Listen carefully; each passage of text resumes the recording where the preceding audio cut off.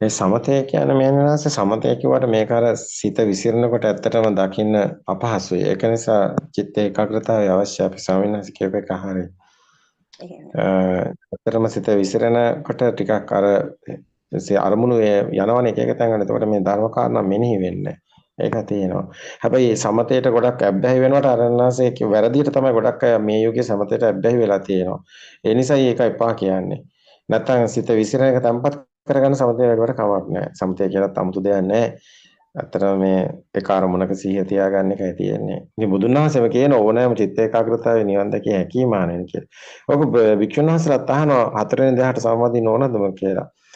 බුදුන් වහන්සේ කියන ඕනම ධ්‍යාන අවස්ථාවකින් ධ්‍යානයක් නැතත් චිත්ත ඒකාග්‍රතාවයෙන් ඇත්තටම විදර්ශනා වැඩි හැකයි මහණ කියලා. අතන විදර්ශනා තුලින් තමයි නිවන් දකින්නේ. සමතේ වැඩුව කියලා කවුරුත් නිවන් දකින්නේ නැහැ.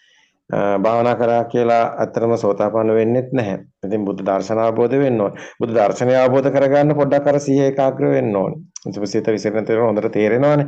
සිත හැදෙන හැටි එච්චරයි යෝගී තියෙන්නේ. එතරම් පැහැදිලි වෙන්න ඕනේ. දැන් පැහැදිලි නේද මේ ස්වාමීන් වහන්සේ කියපු එක හරිය එතන. ඒ ටික අන්තිමට පැහැදිලි කරා. පැහැදිලි ආර්යයන් වහන්සේ.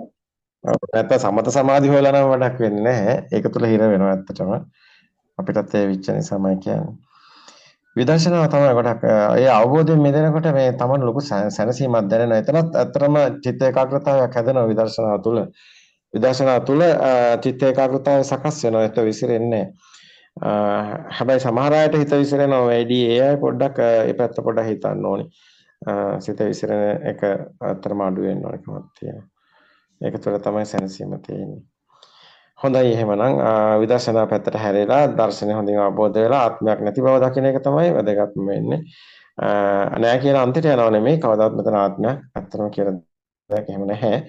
සිස්ටම් එකක් වැඩ කරනවා. ඒ තුළ අපිට දැන ස්වභාවයක් එනවා. ඒක ඇත්තටම මායාවක් තියෙන්නේ. ඒක හඳුන ගන්නයි ඕනේ.